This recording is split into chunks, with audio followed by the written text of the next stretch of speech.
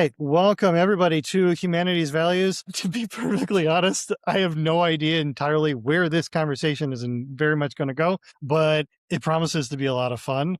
Coleman and Steve and I have been chatting for a little while, actually, about what all this is going to entail. And even with that kind of preliminary chat, who knows? Because frankly, all three of us are pretty nerdy and we love chatting about, things, big ideas. And so we're going to have some fun and talk generally about the nature of belief, how it plays a role in people's lives, and what it means to believe something, and how that plays a role then in people's decision making, identity, and how we make connections with others. So I have with me tonight Steve Ghikadis, which of course has Hey, been on the show before. Hi, Steve. how's it going?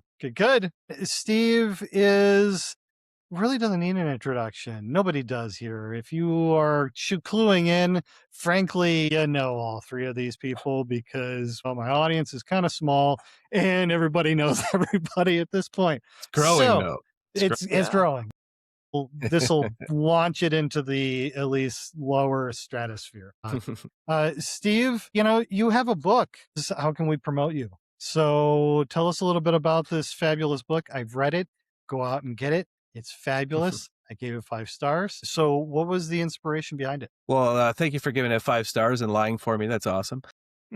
Yeah, the premise of the book is basically a memoir with a twist, I like to call it. So it's just different snippets throughout my life of when I've come into contact with people who believe differently than me and how I was able to overcome issues and, get along with people. I was raised as a freethinker, married a Christian, and didn't think there was anything that we really needed to discuss going into marriage, which was kind of a big mistake at the time. And when it came out that we were different in our beliefs, and I stopped pretending to believe, then I kind of went through a really bad angry atheist phase because I was more mad at myself than anybody else for duping people into thinking I was something I wasn't. And then discovered Anthony Magnabosco and Dale McGowan. They helped me through all that, got me to the other side where now I can, find a connection with people that are believers. So that's my main duty, I guess, right now is building bridges between believers and non-believers. Fabulous. And you do it well. Thank you.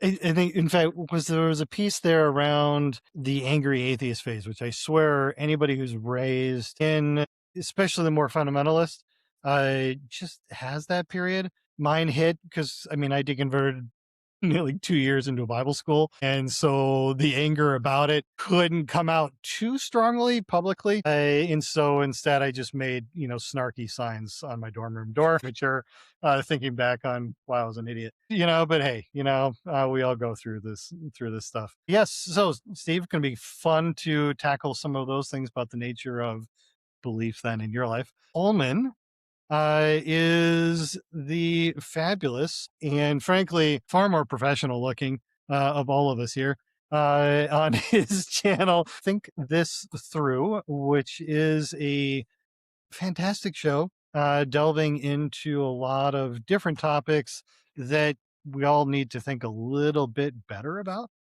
And I'm be perfectly honest, I'm a huge critic of a lot of these types of shows, largely because very rarely does the person spend the time being nuanced. Like, everybody has a slant. Everybody has a way to kind of shift the direction. They've got an outcome that guides them through how they're going to do things. It reminds me of like Michael Moore's documentaries. Yeah. People, I love them when I was younger, and now see them a lot more clearer as what they were intended. But to his credit, he had a mission, and he was, actively seeking, hey, I'm not just telling a truth, I'm telling a story. Your episodes, Coleman, don't do that. You tell a story, but it's a story that helps illuminate the topic that you're covering. And it is always a delight to go, I had not actually had that thought. And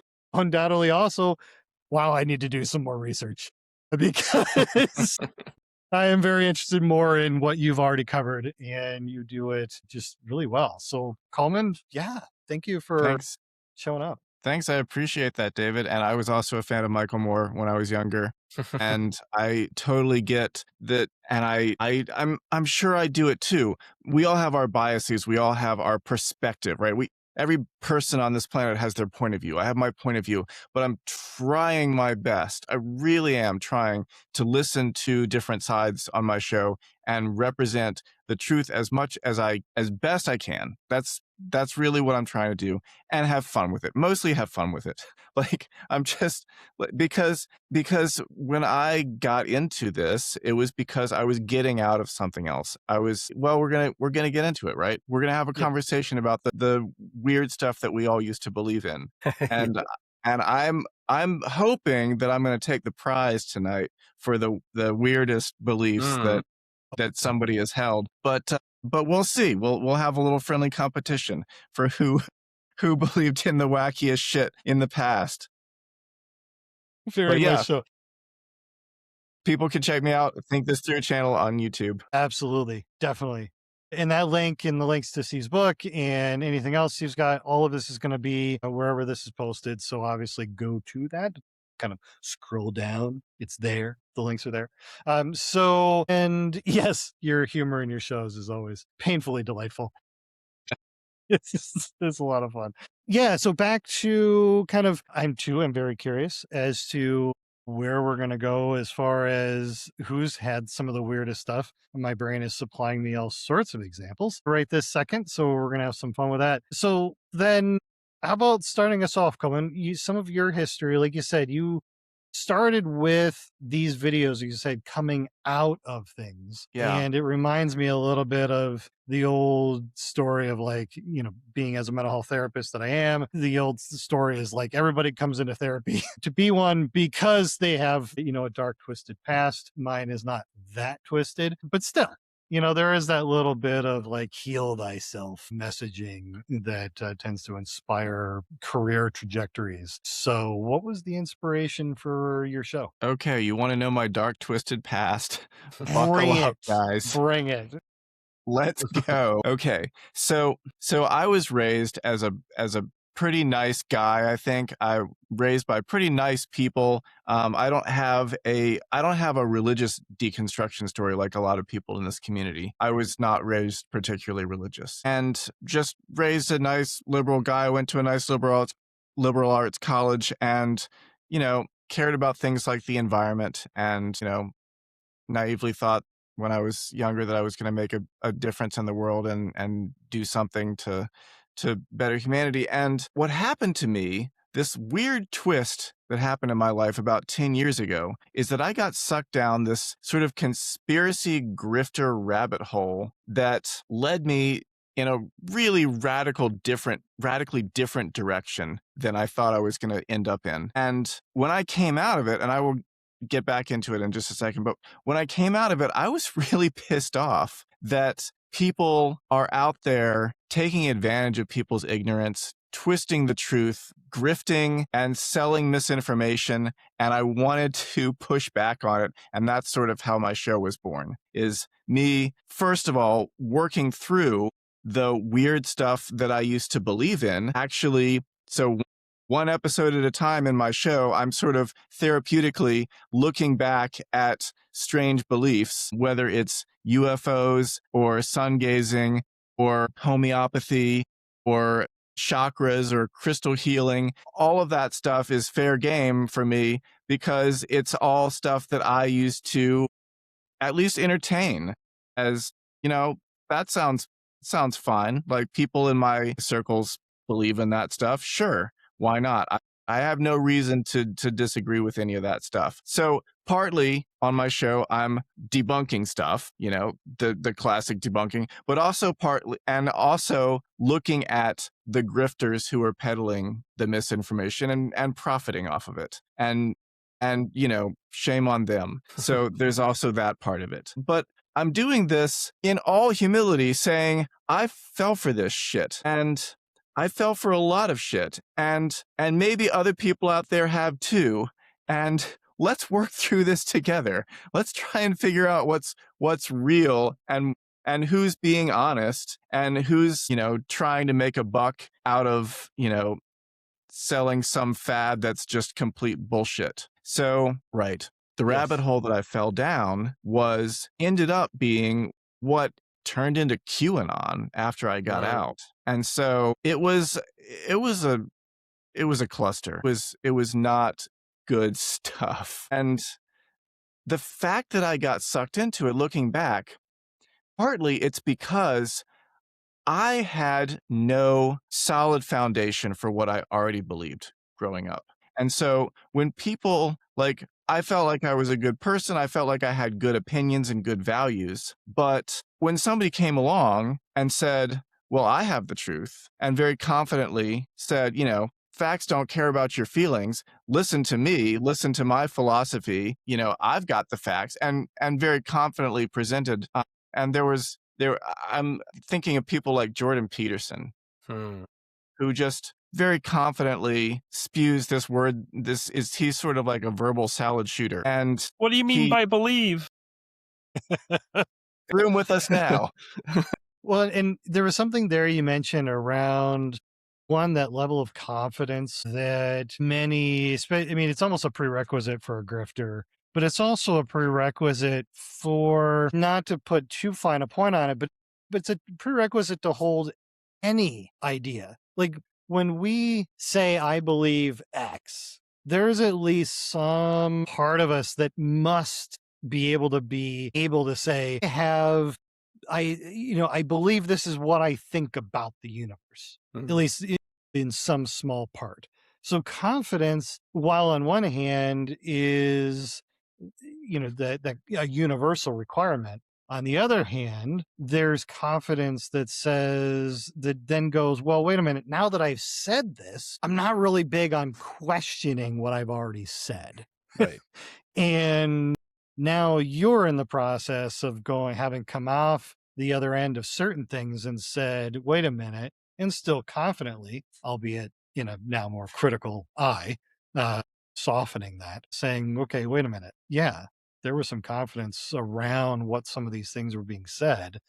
And it was the foundation, as you put it, was lacking. Yeah. Well, confidence should come from knowledge and expertise. Like Hmm. people who know, you know, an astrophysicist can be confident about astrophysics because they have a doctorate in the field and they've got published research papers and they've been, you know, done the peer review. But if you just skip that step and you skip the knowledge and expertise and you jump straight to the confidence, then you can convince other people that you're right without having to be right, which Yeah. is great if that's your goal.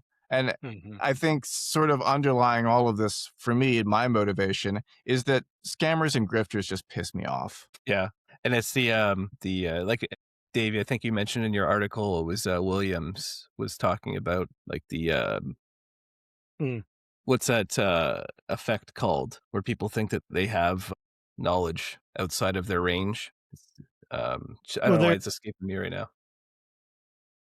there's the Dunning-Kruger effect The is Dunning-Kruger one. effect is kind of what I was thinking. Yeah.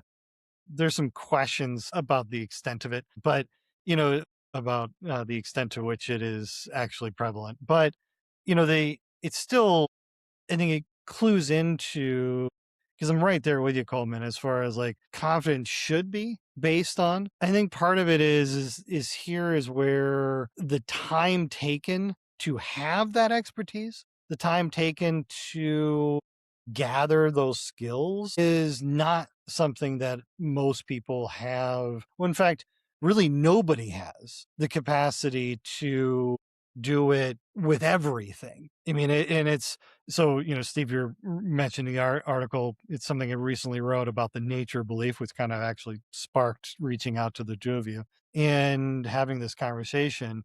And Dan And it's a Williams great article, notes and everybody should go read it if you haven't Yes, already. that that is link true. will also be here. Yes.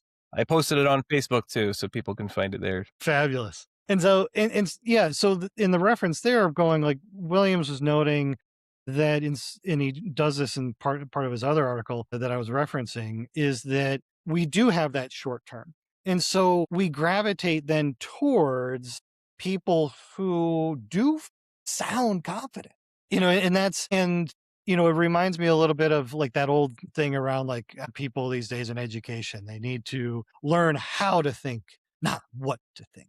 Well, okay, first, largely that's nonsense.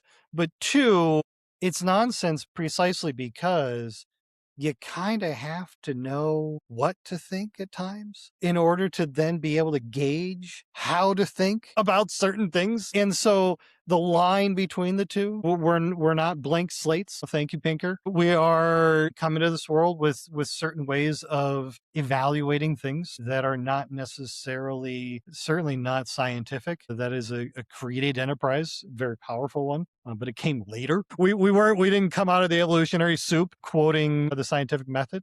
So, that took time to evaluate, but we'll get more into that a little bit. Steve wanted to, touch on you a bit here on the foundation that Coleman was talking about, because I think in some of the conversation you and I have had, the foundation, Coleman mentioned values, ethics, how to think about certain things.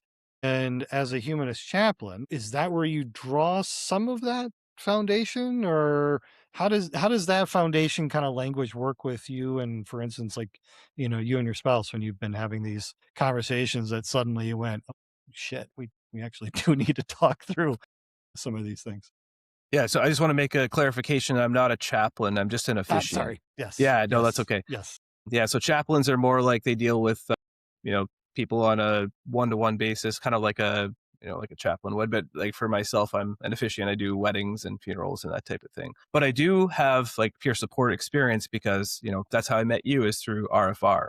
I'm also, a volunteer at RFR. So I do have a lot of chats like that on a one-to-one basis as well about foundations and finding common ground. But yeah, for my spouse and I, um, it took a little bit of time to find out how to approach any type of subject without causing conflict.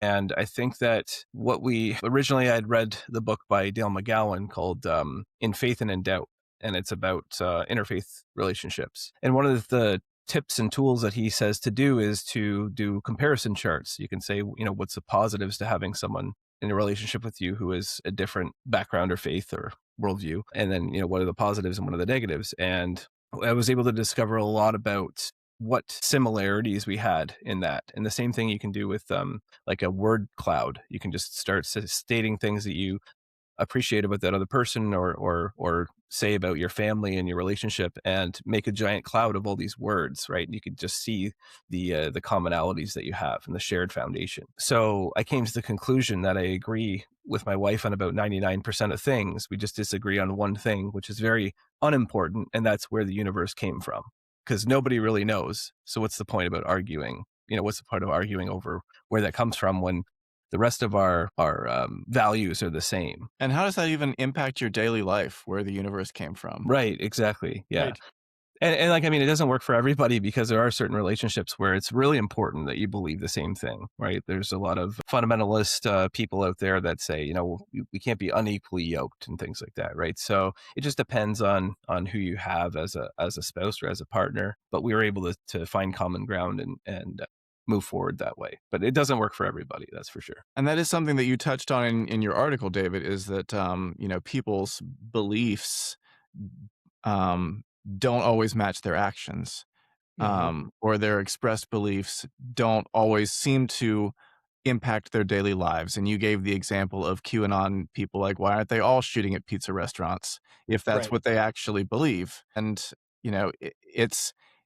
it is interesting because in the conspiracy theory world and believing in conspiracy theories, it's amazing how unimpactful on one's life it is believing that 9/11 was an inside job. Mhm. Like, what does it change about my daily routine? What does it Right. change about I think what it can change, and this is something else that you touched on brilliantly in your article, David, is it can change your social circles, and Mhm. it can change the people, the group that you're aligned with. And maybe you can say more about, because I thought that was a really interesting take about how people's beliefs can be more about their adherence to a group than about the actual facts that they're assessing or not. Right. Well, and that's where, in a sense, like coming at with both of your backgrounds and then coming at it with mine. So we've got, you know, I think broadly speaking, I love. I mean, the two of you are great. So I mean, it's just the background and going inquiry, reflecting on what do I think I know, that may not be so. That discomfort that comes up with critical thinking is admittedly, I mean, it's uncomfortable. And that's a little bit then, or a big reason why that's, so in the article I wrote that Coleman you're referring to then is like on one, most of us go down the path of saying, well, if you say X belief, whatever that may be, that it is touching on, you're saying something about, there's a, you're saying like, this is what I think about this, the world or some part of it. Then there are the beliefs, and they're not separate. Quite often, the Venn diagram of these two things are often very much almost a perfect circle. And that is when I say X, I'm saying who's with me. Like who can I turn to and say we're together with this? We are Mhm. the bulwark against the world that doesn't know any better. Mhm. Which is, of course, it was a huge draw and it kept and a huge draw to stay back in, believing days. And it's still, I mean, let's face it, it's still a draw now. I mean, I'm not hardly, not under the influence, being still a Homo sapien, still under then the influence of that social draw. And that when I say certain things, I am saying, hey, I belong to certain people. This is why labels are so important. Mhm. QAnon being one of them. In fact, recently, for this article, I had to remind myself of exactly what QAnon was really about. Because every time I remember, I go, it can't be that crazy. And then Mhm. I look it up and I go, oh, Poe's no, law. no, it really is. It really is Yeah, that actually, when nuts. I there was a thing where I read your article and I was like, oh man, he made a mistake here. I'm gonna have to let him know because you said going and shooting up a pizza parlor, and I was like, he didn't actually shoot up the place. And then I read about it, and I was like, oh, he did. He really did. That actually happened. Nope. I had to, in fact, the tie-in, I had to go back and make sure that the tie-in was then back to, it was kind of a QAnon adjacent, and it really heightened people's awareness of, oh, there are people really who believe this. Because at the time of that, back in, Hillary Clinton days and so on, it was like, wait, sorry, what? People, in fact, I'm remembering a bit, I think there was a conversation back in Bush Jr. days in presidency. And I forget the late night host who did the conversation, but there was a woman, may have been Maureen Dowd, but I'm not sure, who was talking about premillennial eschatology in Christianity. Jesus is going to come back, usher in, take everybody up in the rapture, and usher in, the then of course the 7-year tribulation, followed by the kind of glorious reign for 1,000 years. And this was a big deal when Bush Jr. kind of invaded Iraq and was like, Right. and people were all up, like, I mean, I And was everyone's like, Armageddon is in Iraq. formative, So, right? yeah. Yeah, Okay, it was it was formative during foretold. those years. Right. And I remember Yeah. seeing So, a lot of quotes from like Revelation where they were talking about the horses with the 1,000 hooves and all that. And they were like, oh, that's a yep. helicopter and that kind of thing. Oh yes, yes. St. John was hallucinating, and he didn't have the language to describe helicopters. Thank you, Hal Lindsey, the late great Planet Earth fame or quasi fame. And and so he just had to come up with these, kind of metaphorical language. This was the Mhm. common idea. Of course, Gog and Magog being Right. the tribes of the Arab world and so on. And so, but I remember at the time, like, here this woman is describing what these beliefs are. And the late night host just kind of looks over and he's like, people don't, people don't really believe that, do they? And it was just astounding. I mean, I came across the clip after I'd left religion and it was just really like that piece of, here's somebody who at one hand is needing to make connections with people as a interviewer and a host, while at the same time shocked and going, wait, you mean, and it had to be in his head, like, wait, there are probably people watching this show, fans of mine, who believe this utter nonsense. Hmm. And I'm curious, obviously I will never talk to him, But, it's like curious at times, like for each of you thinking back on yourself and then thinking even of people now of going that disconnect of going, believe, like I fervently thought, fill in the blank. And almost that like distance involved in thinking back on that. But people don't fall into off the wall beliefs overnight. Like Right. it happens bit by bit. Yeah. So when people can get really like that host you're describing, like what the fuck, like really, like that person actually believes that, but they didn't arrive at it immediately. Like it didn't all get presented at once. It's not like the Xenu revelation in Scientology. You have to like take the first step and then the second step and then the third. Like you have to go in bit by bit before they get to the like exploding volcanoes, and Right. and all of that crazy stuff. So it doesn't happen immediately. If you jump to the end, then it's like, what? That's Mm. crazy. But if you start at the beginning, it actually makes sense. Like if you start with the beginning, the talking about QAnon, I have a couple of observations I want to make about that. So one, when I got out before QAnon was a thing, and then QAnon became a thing like right after I got out, and it sucked in all of the people that I still knew that were still in that world. Like, so I was feeling, relief that I had gotten out, and then I like turn around behind me and I see millions of people getting sucked in, and it's like, oh God, no, what the hell is happening here? Like I felt like I was moving in the right direction, and I look at all these people going the other way. Like it's like reverse commuting. The traffic was all going in the other direction. But now, with the amazing power of hindsight, I actually realized that QAnon was right about some things. So they believed that there was a global cabal, a conspiracy of elites to traffic minors, and that Donald Trump was the key to the whole thing. They were right about that. There What you were, sorry. Oh, I was just going to say, what you were saying about the slow steps and things building as they go along, it kind of reminds me of like I watched a documentary once on how rituals are formed. And they started with a pigeon, and they said, they put this pigeon in the cage and then it was pushing a button. And every time it would push a button, a seed would fall down. And then they stopped the button from working. So when the pigeon would push the button, it wouldn't work anymore. So then the pigeon was doing different things, like it would flap a wing and then push the button and a seed would fall down. So then the pigeon's like, oh, okay, cool. I flap my wing, I push the button, and the seed falls down.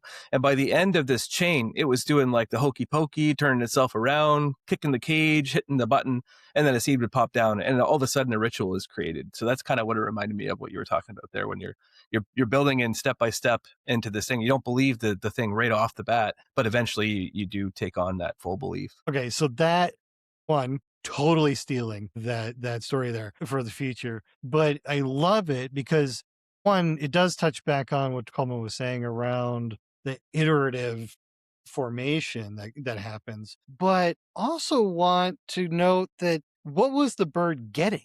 It was getting food. It was getting resources. I mean, for that matter, is it any, maybe it's just, I'm a little unstable, but it is that like on occasion, do you ever wonder at and reflect on the myriad of things that you do to go to a store, the you take out, like you do the certain things to walk through the aisles, to grab a cart, the methods of payment, It's a ritual. it is like how much we're all just kind of breathing this back and forth in the same space of going, thank you, yes, okay, we're all doing this together. And it's the people who stand out, it's the person that you go, weirdo, why don't you even have a basket when walking through the grocery That's store? You me think you're gonna every carry time. all that? Right. And it's like, why even that judgment? And going, well, it's weird, it's abnormal, it's deviant because it doesn't perpetuate the kind of collective wink wink, let's just get along Right. rituals that we have going on. And things like QAnon and so on are really just variations, on this. They're not really all that bizarre in and of themselves. They're bizarre in comparison, but if we really think about like getting into a car. How many people know how an internal combustion engine works? How Just many take it on people faith. know, right? And there you go. Yeah. We're just trust, like, somebody out there's got to be running these things. I It's that hold cabal. this plastic thing up to another plastic thing, and magic happens and money is taken out of my account. Like, how like insane sounding would that be to somebody, hell, even 100 years ago? And yet we all do it. Probably way more often we probably should, and watch as our bank accounts go down. And yet we're all just kind of going along with it. And it's just like, okay, here are the conspiracies, to obviously using that word very broadly there. But here are the machinations of things that are outside of our control. Right. And And taking a step yeah. further, and you got the social pressure to Yep. pretend to be something you're not, which I fell into. And a lot of people fall into that. Look at even the flat earthers. Like, I'm sure the majority of them don't believe the earth is actually flat, but they want to believe, or they want to pretend to believe to fit into that group. Yep. Oh, no, absolutely. And so Colin, coming with the wanting to believe thing, Yes. when looking at the research you do with some of your videos, like, how does that show up? I mean, you're watching, man, you are watching a lot of crazy to do the research for these topics that you cover. I mean, how does that come across? Yeah. It reminds me of a video that I did about the coming of the alien disclosure in 2025. The aliens presented themselves to the star seeds and the light workers telepathically to say that we are coming in 2025, and they guaranteed that it was going to happen. So the the video ended with a clip of, I can't believe I found this, but I found a clip of a light worker channeling the message um, towards the end of that deadline and saying, I'm bringing you a message from the other worldly beings to say, we're sorry that we're late. We said that we were coming in 2025. I know that we didn't, but you have to understand that in our dimension, time is just different. It just works differently. So, sorry for missing the deadline. We're just not, our time signatures aren't syncing up. And that was her brilliant excuse. And, it's amazing how people can just keep getting like strung along with these excuses and deferring and making future prediction. I think the best predictions are the ones that are like in the far future, like after you've already cashed in and you don't have to like take accountability of it, like this lady did like a month later. All this is to say, I still think about that question. Okay, she's not getting the seed from pushing that button, just to call back to Right. what Steve said. Yeah. What's the reward here? What's the reward? What do people get out of spending their lives poring over footage of JFK and the grassy knoll? What do people get out of spending their lives looking up at the stars and trying to flag down the flying saucers? Like what is the reward here? Well, I've often thought maybe it's like a dopamine reward. Like you Mm. get happy feelings just thinking you have this inside information that other people don't have or something. Yeah, Yeah, it's true. And, now that I feel actually pretty stupid now that I just asked that question, because what the hell am I getting out of doing this debunking? Well, I mean, you're helping people, but that's a good thing. I hope so. I hope so. But well, what's in it for me? Screw the other people. Well, then the world's a better place, and then you can live in a better place, right? Yeah, well, that is for me. Actually, I think I get a little dopamine reward out of it too, because it used to be kind of fun to like feel like I was uncovering conspiracies, and now it's kind of fun to feel like I'm uncovering grifters and people who are peddling crap and and debunking the things that I used to believe. And like you said, to call back to what you said, David, it is uncomfortable to like critically look at your own beliefs and be like, is this really true? It's especially uncomfortable if you think there's going to be a social cost, right?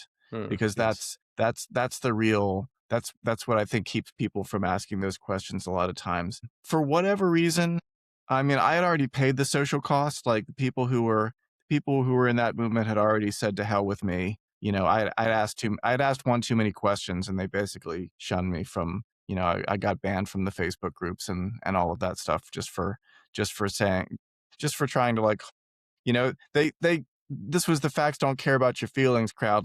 This was the people who were like, we're the logical rational ones. And so here I am asking a logical rational question that questions their beliefs, and block, ban, kick you out of that group. That's the Right. rational response, I guess, if their rational motives are to keep the group together and not have anybody asking those questions. So I'd already paid the social cost. So then it was like, well, what is this stuff true? Like, is any of this stuff true? And let me go back to before I got sucked into conspiracy land. What about this? What about the crap that I grew up believing?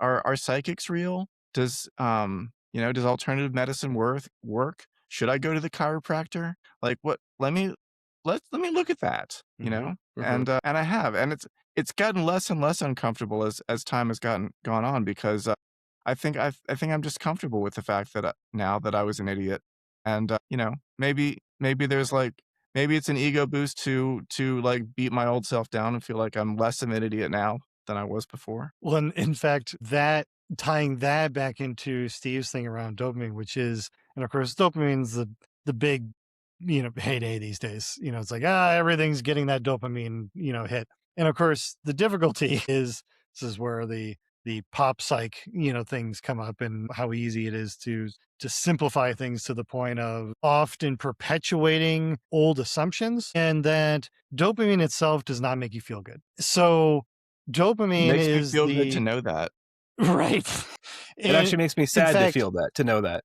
right. Yes. So dopamine actually is the kind of connective tissue saying one A to B, oh, led to C. And the dopamine is there making those linkages. It's letting your brain go, oh, it's almost it would be better served as almost a affirmation neurotransmitter rather than a feel good one. The feeling good comes after. The feeling good is based on what I know about the world is. In fact, so one of my favorite authors, Catherine Schultz, recommend this book all the time. And that is Being Wrong, Adventures on the Margin of Error. And one of my favorite quotes in the book, and I'm probably paraphrasing a little bit, but is that she asked the question, you know what the feeling of being wrong is? It's a lot like the feeling of being right, because we're affirming it. We're like, so right about the fact that I was wrong. Yes, exactly. You get me. And there it is. Like, it is that. And that's where we get into that first piece of belief, which is how I frame the world or construct it is affirmed by the experience that I'm having. And of course, even then is a bit of a misnomer, because the construct that you have and the experience you have are really the same thing. And so, psychologically speaking, and so we don't have experiences as separate things. Like, literally everything we have is an experience. Literally everything we have is a conscious expression. We don't have access to anything else. And so the trick there, of course, then is going, well, wait a minute. And now we come back to the confidence piece. It's that affirmative energy that says, I see it. I see the way the world works, and follow me. I'm here. The grift then comes in then asking other people to come along for the ride. What And It kind of makes me that's the curious though about people like let's say like Cliff Kneckley, or somebody who's like, I don't care if it's true. I'm just going to believe it anyway, or I'm going to follow. If the Bible said 2 + 2 is 5, I'm going to believe that. So I wonder what's the reward in that? See, and that's where we get into the second piece. And in fact, that example has come up before, and I forget, I made a comment on it. It may have been Seth Andrews. He posted, or somebody else posted a similar kind of story. And that's where, even then it was starting to go, okay, does this person really, like, they're using the verb, the verbiage. Like, even if the Bible said 2 + 2 = 5, you're like, I would do this. Of course, that's an amusing example because there was this whole Twitter online BS a couple years ago where a bunch of people were trying to show mathematically that 2 + 2 does in fact equal 5. Um, and look it up. It got When weird. that's your next video. Yeah. Yes. This is the slippery slope into some really weird stuff a couple of years ago. And so they're stating it, but do they really like? So you mean you always ask the practical? For me, especially as a therapist, I'm always going back to that practical, functional. Like, okay, you say this, right? And in fact, both of you have brought up in your own way already of going, well, how does this actually affect your life? And I guarantee that if that person went back to their paycheck and the person went, but I'm pretty certain that the Bible says that 2 + 2 = 1. So your paycheck is actually only, you say you worked 20 hours, but really you only worked, whatever the math works on that. It's like they'd probably be a little upset. Mm-hmm. It just, and that's where you start seeing like where people's beliefs come up against the experiences that they're then having to have. And this probably links a bit into Steve, your thing around like the birds and the how do we then continue to get that bird seed? And we'll grasp at it. Like initially, you'll see people, and Coleman, you probably can speak to this as well. Like in that sense, like you see people get, here's that cognitive dissonance that comes up. And what do we usually do when that comes up? Well, initially it's like, well, wait, I don't want to give this up because I'm getting something out of it at some level. So what I'm going to do, I'm going to make a bigger splash. Yeah. I'm going to make a bigger statement. And then eventually, either one, the statements are so outlandish. This is where the iterative thing now comes up as well. That I mean, even in QAnon, there are people offshoots of it that go, no, they don't see it big enough. They don't really Yeah. understand This what's is going this on. is 5D chess. This is Yes. Yes. this Yes. goes deeper than geez. Right. Yep. Yep. And so where are people getting out of it? Well, they're getting that one confirmation, is that confirmation bias that, all of a sudden you'll get, lists everybody loves quoting the bias lists. And to me, it's almost like, well, I want to get away from bias thinking. And I always go, "Oh, you mean thinking?"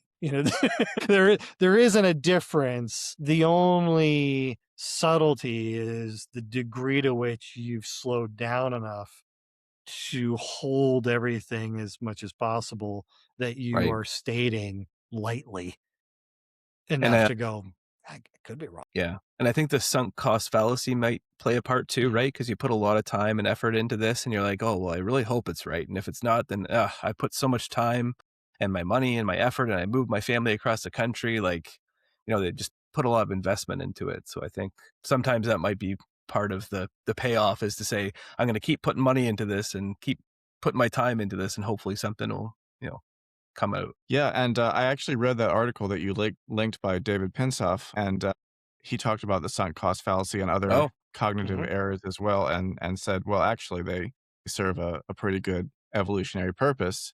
Yep. Sunk cost fallacy. Here, I'll read it right here. It says it's a way of saying I finish what I start. So it's an honest signal of commitment and resolve.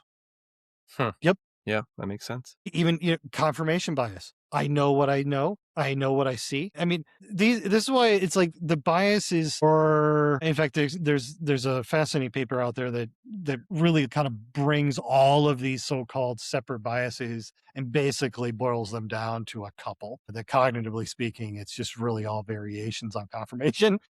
and the it's an interesting argument, but we all love our lists. So but it is that like it serves people forget our cognition didn't just show up. It's we're still animals. Yeah. It's one of the things that just irks me to no end around the number of people who are ostensibly are like, I'm pro science. Science is true, whether or not you believe it or not. And which of course is my favorite conflation of theory with particulars that exists. Thank you, Neil deGrasse Tyson. I love you, man, but wow. study more philosophy. And, it's like, you have this forgetfulness when we're caught up in, well, but I do know what I know. And we forget, yeah, but we're still hairless apes, some more hairless than others, that It took all your hair on, and it's on me. So, I am completely jealous of both of you. Seriously. Yeah. but it's not in the places I want it to be. So there. Yeah, that's fair. Yeah, that's that like secondary puberty conversation that's later on in life. Like hair starts showing up in places and not in places that Yeah. weren't before. Yes. Yep. Yeah.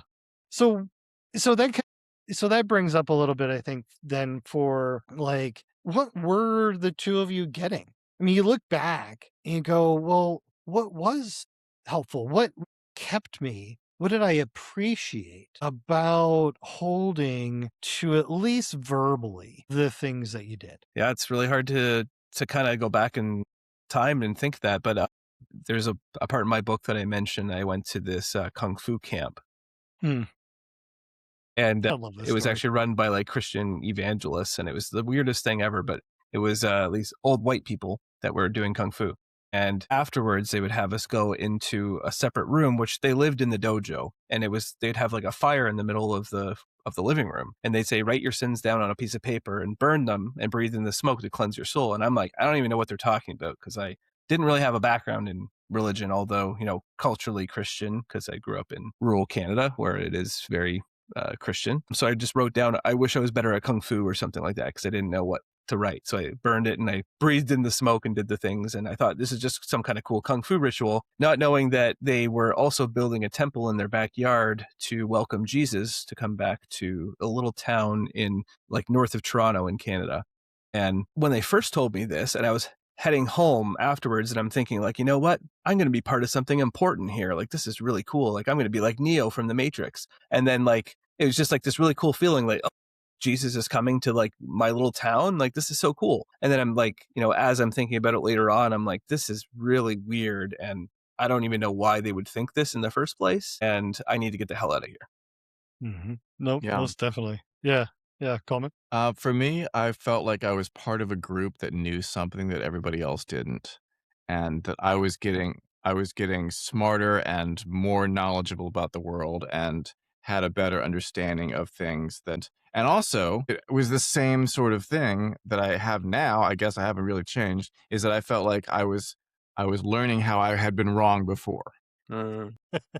So, I was wrong before to think, so many examples. I was wrong before to think that feminism was good. Now I learned that feminism is bad because the manosphere says so. And it's like, and here's all the reasons why the bros have the logic and reason for believing this and getting sucked into that. And then now I can go back and look at all the reasons why what they were saying was bullshit and what they're continuing to say about it is bullshit. And then you can get into the nuance of it as well. There's some valid points here. There's some, I don't know. It then you can get into the weeds of all of the different arguments for and against. But at least I'm evaluating these things now on my own terms, and not Mhm. just to belong to a group, not to feel like I have to in order to have this card, and not to feel like I'm superior to other people, just trying my best to understand the world around me. And maybe that's all any of us can do. Yeah. And I think I've just recently, not recently, but in the last few years, kind of come to the conclusion that like we have like 100 years here if we're lucky, right? Like Hmm. probably 60 for me because I'm not that, trying to I'm trying to be more healthy, but just thinking that like we have a short period of time here on Earth. What is our goals? What is it that we're trying to accomplish? Are we trying to make the world a better place for ourselves and for others to follow along after us? How can we make that happen? Should we be working with people on the other side of certain divides, find the progressive people that we can actually, have a connection with and start building these groups and these ways to overcome the problems that we have? I feel like that might be the only option we have at this point. No, agree. And that's and there's a piece there of, again, and when I work with clients in any capacity, it's back to that functional thing of what are you getting out of this, whatever this fill in the blank is. Like when you say this about your spouse, when you say this about your kids, your family, your job, like it's not that it's not expressing a, uh, perfectly valid feeling in a given moment. It's then the follow up of, but how true is it beyond that moment? How is this contributing then to Steve, like saying that world that we're all part of, Yeah. or And the relationships that we have? yeah. Yeah.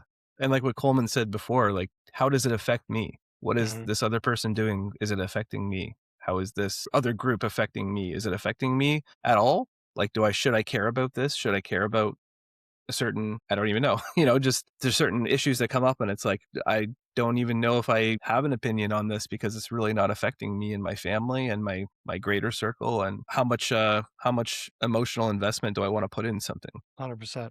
And that's where that gets back into that secondary role that beliefs have, that signaling to and going, well, who am I signaling to? Mhm. How is, it's a big deal these days around, I've seen arguments on all sides here about going like, if, remove yourself from your families, if they don't, agree with you. And obviously this is in no way to throw out the caveat of this is not a promotion of staying in an abusive, situation. It's not that at all. And yet how often is this like, okay, well, how important is this difference in the relationship that I want? I mean, I dare say, that if we were to really know all that a person holds in any given moment in their thoughts, that we'd probably be all quite shocked at the things that pass our conscious lives, or even that a person does say, does actually even believe to some level and doesn't say anything about it. Do we write large the entirety of what this, who this person is? This goes into a lot of, what was it? The Dilbert, creator, Mhm. still one of Um, my favorite comics Yeah, outside of Calvin and Hobbes, which is still always number one. that is the best. Uh, that is the best. it Yeah. Correct. is. It is. Objectively. Uh, That's the correct answer. Yeah. it is. It very much is. So but it's a brilliant comic, and I can appreciate it, even as 100% do not agree with everything that the man said, both earlier and later on, as he continued to do whatever it is that people do when they want to hold on to a certain segment of their screaming populace. Yeah.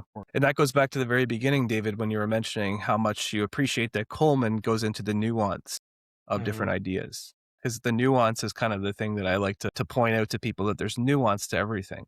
I get a lot of hate on my Facebook page or whatever if I post something from the atheists.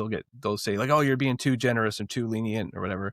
And then I get pushback from the Christians and the Muslims that are saying, oh, you're being blasphemous, or you're, being an evil person for thinking this. And it's like I'm in that happy medium. I'm in the nuanced area where it's like I Sounds can like an see. unhappy medium, but okay. Yeah, yeah. I mean, as long as you have a smile on your face, right? So the phrase I love, the uncomfortably comfortable.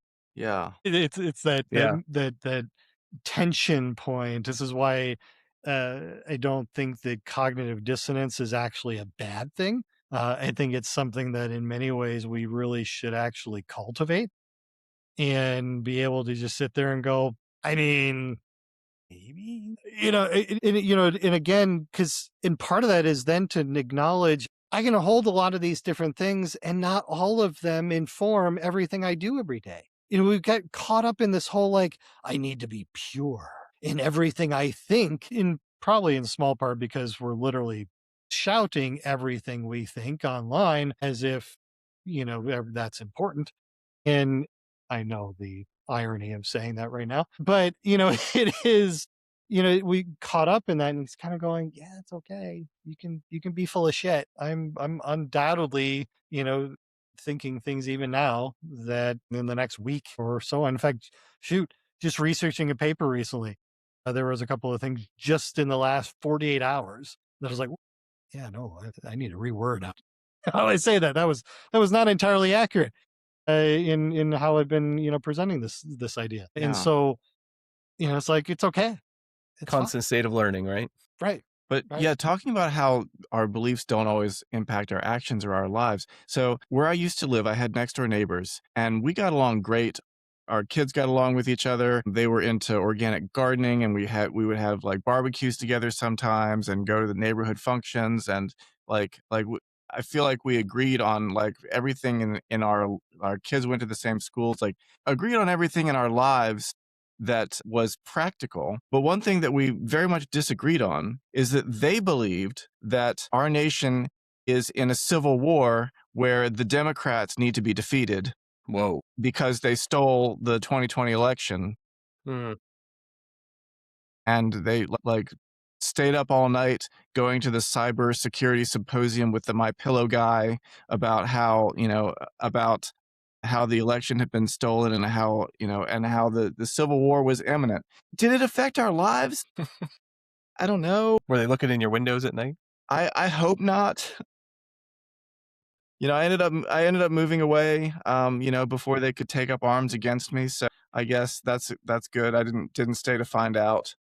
Your car is a interesting shade of blue there, Coleman. So, but yeah, people who have like really like, there's a segment of our country that believes that, Mhm. that believes that we are currently in a civil war, and yet, well, for the most part, they're not shooting each other. For the most part, Yeah. you know, yet they're And yeah, aren't actively looking to do so. I mean, that's the, in many, it's one of the things where, and I know people at times are like, you're just, you know, almost Pollyannish, which anybody who knows me knows that is the last thing that I am. I am happy with my joyful cynicism, as I call it. And, it's that like, okay, wait a minute. If people honestly followed through, we should be seeing. I mean, this is the example that I gave, the kind of like, if you really, really think this, why aren't you? Obviously, I'm not advocating them yeah. to Everyone else suddenly, on any of the yes, I'm happy that you are not actually following through. It goes back to like one of my, it's like for me, many of it is in fact the non follow through Christian believers that I find to be the most pleasant. Yeah. It's the The ones ones that that are haven't truly read like, the Bible or anything. right. I mean, unequal yoke doesn't just apply to marriages, it applies to everything. Mm-hmm. Like, Mm-hmm. I maintain family relationships that by some interpretations, they should be looking at me as like Satan's child to be cast out. And, in some kind of, and depending on what history of Christianity you're looking at, scourged to bring my soul into alignment. And I'm very happy that we don't do that. 'Cause I love Mm-hmm. my family.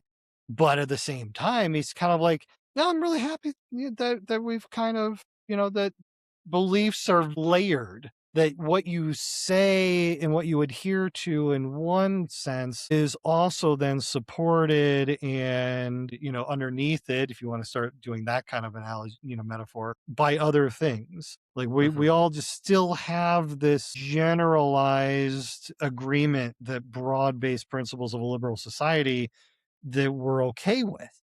Mm-hmm. And we're still kind of like, by and large, it's okay. Even the QAnon people, I mean, it's just like they still go to work. They still bank. They still, stop at stoplights and trust the food that they get from the grocery store Mm-hmm. and turn on and go to the movie theaters. Actually, an example I made in my Yeah. article. It's like people are doing these things because by and large, other than kind of again back to that signaling thing, it's not affecting, and good that it isn't. I'm Yeah. glad that there are some beliefs I hold that Mm-hmm. don't in fact inform everything I do. Right. Right. Yeah. It's almost like they're on a stage play from 2 till 4 p.m. and then they exit stage right and then they go to living their normal lives. Yep. And we kind of have to. And we're all making those choices, so to speak, around like, well, okay, and this is back to back, Coleman, you talked about the social cost. Like, what is the cost of following through and the cost of leaving it? And what's the cost of leaving it in a large way? It's my favorite thing around the people who periodically, have to post on Facebook that they're no longer gonna, be on Facebook. It's like, wow, you're screaming loudly on the very platform that no doubt you'll be back Again, within a few weeks to. Yes, again, this I believe the third or fourth time that you've said Zuckerberg is evil and blah blah blah. It's going, but even then, like, what they're getting out of it is that, again, that signal. It's like every time people shift their Facebook images, like solidarity, and they get the it's all of likes a and the sudden, comments on Facebook for their yep, post about how they're leaving Facebook. Yeah. Or you get the big block letters that say, "I don't care about this issue." right, which is itself then your own declaration of like solidarity with. It's so much fun when you start seeing it through that lens. So many things become, and this is why, I get my joyful cynicism. It's like, it just, people, and it is a we, we're hilarious. We are truly just funny creatures, thinking that often the thoughts that come up on our heads are far more important than what they actually are. It's not that they're not important. It's not that at all. But they're not, it's not a magic spell. We're not Gandalf coming over the hill, to bring the armies of Gondor. I mean, come on. This is, we're the guy going, so where's my food? Yeah. Where's that Uber driver? we're, Yeah. It'd be a fun I met experiment. Richard Dawkins at a conference at SciCon 4 years ago or so, and that was literally my introduction to him. Was that we were in line for the reception of of the opening reception, and I got in line for the food, and he got in line right behind me, and he was just like, "Where's my food? Like this line is taking this line is taking too long." In a brilliant Yep. British accent, right? Yes, right. Yes. He was Yep. annoyed. Yeah. It would be a fun experiment to go about 200 years in the future if humanity's even still around, and to look back at our time and be like, wow, those people really had it all wrong. And then look 200 years in the future from that, and then them look back 200 years and go, yeah, everyone seems to be getting it wrong. Right. Yep. Oh yeah. So Yeah, speaking of then and they getting used up things all the wrong. oil. Yeah. Yes. Yep. And destroyed the earth. But yeah. And yeah, hopefully, yeah. And so, okay, so now I'm going to bring this back to sounding off. We need to settle the debate on who believed some of the craziest things. Coleman, I do believe you might have this, but we'll see.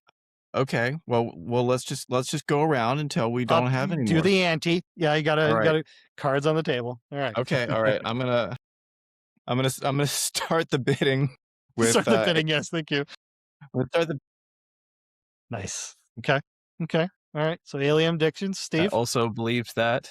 I believed the Anunnaki. I thought the ancient alien theory was foolproof. I thought that Zachariah Sitchin and all those guys had the right information, and they were looking at materials that weren't man-made and that type of thing.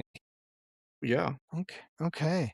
I don't think I was ever into the abductions, but definitely they're similar to the giants, in fact, were in the land, Old Testament, that may have been in fact aliens. That was definitely adjacent to that. So The Nephilim. okay. All right, Yeah, yep, yes, the Nephilim. Yep. I have so many. I'm gonna do 2 in 1 here. Okay. All right. I believed in the lost world of Atlantis because that truth was channeled to us by the psychic Edgar Casey. Good one. Oh, that's a good one. At one point, I thought that what's her face, the psychic medium from the Montel Williams show, was actually talking to dead people. Sylvia Brown. Sylvia Brown. There we are. Man, that brings back memories. And was it Edwards guy too? I thought he was legit John for a little Edwards. bit too. John Yep. Edwards, yeah. Yep. Okay. See, that's where it's funny that iterative process and where you pick things up, because I never got Pentecostal very much.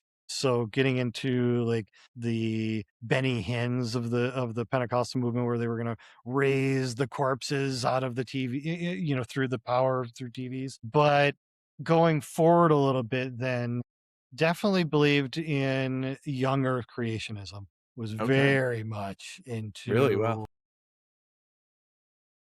into. I took the Answers of Genesis class. Tried to convince my girlfriend at the time, whose father, I believe, was a biologist, that the Earth was 6,000 years old, and in fact, all of creation was kind of like a cylinder. That you had the third heaven above and the earth, and then the earth was warming up because we were approaching the apocalypse, and hell was down Wow. below, that we were approaching. I had never even heard something like that Just before. oh, Wow. it was special. Hmm. Yeah. I think I still have diagrams. So this is something that I'm still kind of like toying with the idea of, and I mean, I just don't know, and I don't know if anyone could possibly know. But I heard on a podcast recently called "The End of the World," where they have different segments on different things, and they're talking about the simulation theory and how likely it would be to be possible or to even be in reality, because if at any point in history of humanity, if we last that long, and any person decides to run a simulation of their ancestors or something like that, then, and I think they calculated it to like the possibility of that happening is like a 98% chance, if that is something that's going to happen. So we only have a 2% chance of actually living in the original reality. So, I mean, it's probably not true, but I can't rule it out because I'm like, I have no idea, and I'm not good in math. So What would the what was that? what would the difference be? I know exactly, and that's what I always say too, because I have chats with Christian apologists and stuff all the time too, and I say, you know what, like, let's not even get into the meta stuff, because we all could be living in a simulation, and we have to just deal with the reality as we see it. Mm-hmm. Does remind me of the plot of 13th Floor, though. Yeah. If you haven't seen it, delightful movie. Was highly overshadowed by Matrix, as it came out very similar time, but really, really, really fun movie I don't that think I ever goes saw that exactly one. into that. It's fun. I won't spoil it for anybody who hasn't, but What was that other one too? well Dark worth. Tower or something? There's another movie that's kind of similar to. I can't remember. Similar Yeah. to that. Yep. All right. So 9/11 conspiracy. Anybody? Yep. Me too. All in. Was I watched close. I watched the Zeitgeist, and I watched Yes. all those Mhm. a Loose Change and all that, and I was like, Yes. oh wow, there's little explosions happening. And Yes. Yeah. Yes. I watched those as well. Yeah. Okay. And All right. I guess we're all like, we can all say it. We were all Michael Moore fans, because I also was a Yeah. big Michael I Moore fan mean, back in the day. yep. Well, I mean, he really, to his amazing credit, that guy, he knew how to tell a story, and he was so good at it. And people today, because everybody's like, "Oh, have you seen this documentary?" As if documentaries are true Right. by virtue of being a documentary. Right. Well, that's part of the Like- whole thing with the Ancient Alien stuff, is that Right. was a show on the History Channel. Yes. Right. So Right. if you look at it, you're Yep. like, oh wow, okay, this is It's a part of our documentary. history. Okay. Yeah, it's a documentary. Right. Yeah. Not saying it's aliens, but it's aliens. Yeah. Yes. It's aliens. It's always George aliens. Tsoukalakis or whatever his name is, Tsoukalos. Yep. Yep. I also used to take homeopathic medicine. Okay. Yep. And believed that vaccines were harmful. Oh wow. I never thought that. So I think you might have won on that one. Yeah. Okay. All right. Well then, so we touched on 9/11. Yes, I can't remember how old I was. I was just graduating public school, like elementary school, and I was tobogganing, and I was deathly afraid that lights were going to go out everywhere. And then even at midnight, everyone counted down, and I looked around and I'm like, okay, maybe it's just the clock hasn't struck yet. Yeah. Not thinking that, like, other time zones also have different midnights and that kind of thing. But yeah, no, I was really, really scared of that as well. I mean, I remember it being a thing, and I remember like some people being really worried about it. I don't know. At the like year 2000 New Year's party, there was this girl that I really liked, and so I was. You're like, hey baby, the world might be ending. Yep. So, Yep. priorities. Priorities. Now we're coming back to we're apes. Here we are. Sometimes we win on that one. Yeah. Yeah. I remember I remember like printing off reams of articles. And why?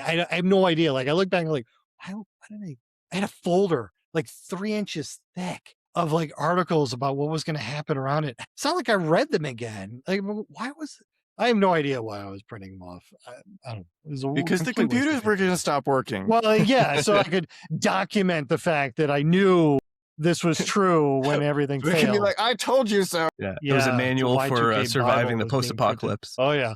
Yep. Step But then one, find a again, at gun. the time, it was very much like, all right, I think almost, used up all the anxiety in the build up to it. And so by the time the evening came across, I was like, yeah, I think we're fine. I can't hold this. I didn't have the follow through that was needed for it. Okay. All right. Well, we already touched on the QAnon thing. Huh. Yeah. Anything else? I What are mean, we I thinking? mean, it's pretty good one, David. That the Earth is 6,000 years old, and That the is a good one. cylindrical thing. I Pretty I good. don't. That's a pretty good one. Mhm. Yeah, I honestly forgot about it, and I forget it was years ago talking with somebody and was like, "Oh no." I think it was actually my wife where I was explaining like because she didn't grow up, religious in that way. So there are times in which she's like, "You used to what?" It is, draw, certain things that are happening in American politics or whatnot. She's Canadian, and it's just like, why? And I'm like, oh wow, so Protestant, this and that, and what? Yeah, I grew up as if this was just how people think about Uh-huh. things. I mean, many people do. It's yeah, I think the vaccine one is a winner there too, Coleman. yeah. Thank you. That's Thank you. that is pretty good. Yeah. Huh. Okay. So is this where we kind of go? We're all winners Yeah. by Everybody gets a by trophy. being All get a trophy, and then let's all give it to Trump. yes. You too can win something that you The had nothing to do with. the Because biggest he actually snowflakes. deserves it in this case. Oh That's yeah, that's true. true. But it's always the ones that call us the snowflakes that are the ones that are so emotional all the time about not winning things, and Yep. yeah, Yep. it's I pretty will say funny. that I have never, like, granted, never had the opportunity, but I've never gone on national television and sharpied the so-called correct route of a hurricane. No. You know, Or suggested that bleach could cure a virus. Jeez, right? and that's back It again does. apparently. Death is the final cure I of think everything. there's some brain worms involved in the newest ones though. Yep. I did recently declare that I was, in fact, safe from snorting coke off of toilet lids. So thank you, RFK Jr., for that delightful image Yes. that is now supported by working out and sweating profusely with Kid Rock. I never got into cold plunges. No. Okay. You're Me not either. a Wim Hof? But I Yeah. did believe that fluoride was bad for me, so I did use fluoride-free toothpaste for a while. Ah, okay. Yeah. And so I mean, I have that in common with RFK Jr. yeah. Yeah. That and the anti-vax thing. We actually have a lot in common. There is that. Some of these, it's always interesting. Like some of these ideas, like you look back and then we can kind of go, wow, there's like judging certain things as bizarre, of course, is purely subjective. I don't know what criteria like that's bizarre, but that isn't. And yet at the same time, there are like it's easy to look back then, I think, and kind of go, well, but I did. I mean, I thought through it at the time. I genuinely looked at the so-called evidence, and it's not that even evidence was utterly lacking, just maybe wasn't evidence for what I thought, and what I counted as evidence for wasn't, for this. It's one of the things that poke at that people say, I don't have evidence for anything. And it's like, well, even anecdotal is still evidence. Again, it's just when we start looking at probability, if that's all you have, it's likely pretty low. This goes back into Pinsoff's thing around, biases, heuristics are there for a reason. They're very, very helpful. Right. I mean, when you can't, when the world gets increasingly complicated, you look at the things in the people that go, I trust you, Mr. Expert. And how do we determine who's an expert? Well, largely our own ignorance, From their unfortunately, confidence. from their confidence. And now we've brought this, yes, Full circle. full circle back Yeah. to confidence. The con men. Yeah. Yeah. And right. Right. And there are times in which I swear I think we almost appreciate a good one. There's almost a you did that really well. Yeah. Yeah. We all went to see Catch Me If You Can. And Love movie it. only learned years later that the entire plot of that movie was also made up by the same con man who it was No. supposedly about. Are you serious? So A it was lot of about a it. real person. It was about a real Yeah. person, but he lied about the whole story to the Hollywood producers to get that movie made. No That's way. awesome. Oh man. Yep. See, That's even now there's things that I believe that are not true. So all right, gentlemen.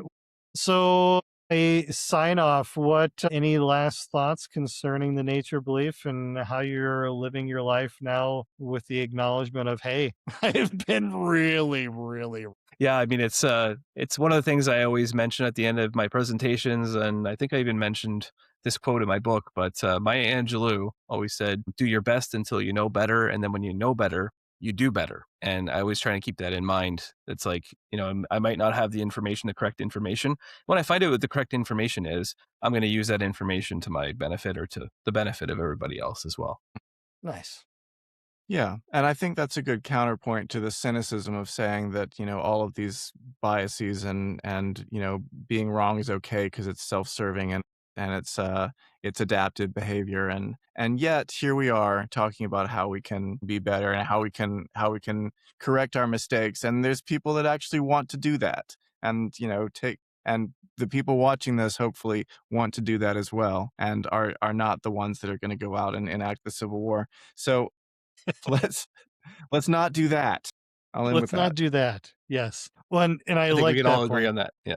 Yes, yes. And that is the the counter to like ignorance is bliss at times and knowledge can be like the more you delve into how we think about things, it can be. And yet it can lead to cynicism, which is again why I call it joyful, because always trying to keep that like what are you going to do now that you know? Thank you, Steve. What are you going to do about it?